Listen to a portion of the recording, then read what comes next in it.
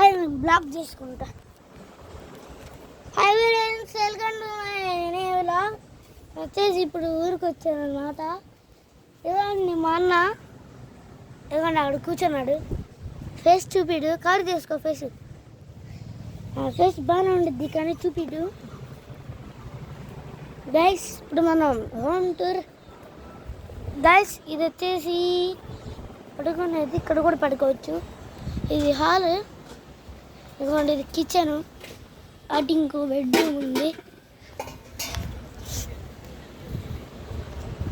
Friends ఇది చక్కగా బయట ఆడుకోవచ్చు. ఇక్కడ ఇదిగోండి, అక్కడేమో బాత్రూము.